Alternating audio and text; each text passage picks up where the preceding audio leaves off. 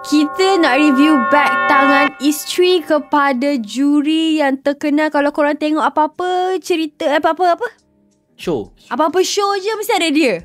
Siapa? Datuk Ramli MS. Tok Ram. Oh, Tok Ram. Tapi kita nak review beg Datin Alia. Oh. Cakap pasal Datin Alia ni, dia ni seorang yang sangat-sangat bagus Kenapa? Satu, suara dia memang power lah. Mestilah. Kedua adalah semalam saya pergi ke majlis sekian-sekian. majlis Abang Anas.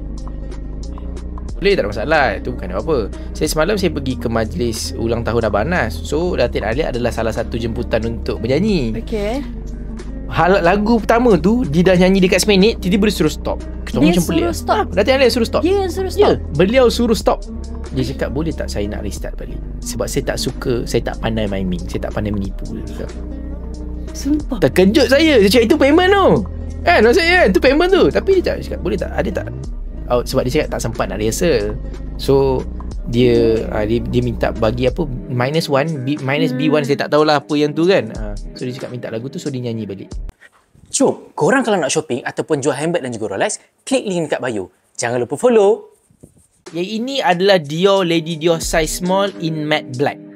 Lady Dior ni basically adalah satu bag yang paling popular dalam Dior. Okay, korang nak tahu tak kisah Lady Dior ni apa? Sebelum saya bagi tahu pasal harga dia. Okay, kisah ni macam ni. Bag ni, Lady Dior ni, asal nama dia adalah Coco, Cucu, Koko, saya tak pasti.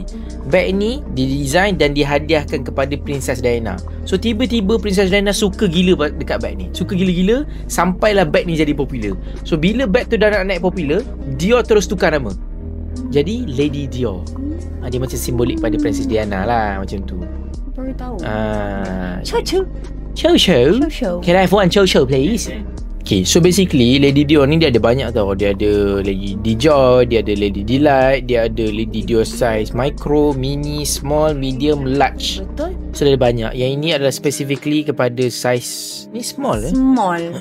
Tak nampak sangat sebab ni so black tau. Ni matte black. Memang sangat susah nak jaga. Sangat-sangat susah nak jaga. Ada juga info mengatakan yang Lady Dior ni dia ada separa handmade.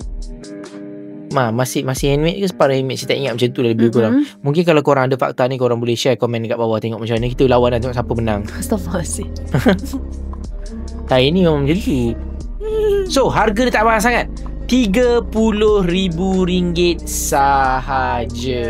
Jom shopping dan jual melalui Icon Lux. Jimat sehingga 70%, installment serendah RM5 sehari. Jual dan konsign item anda dengan kami. Cepat, DM kita sekarang.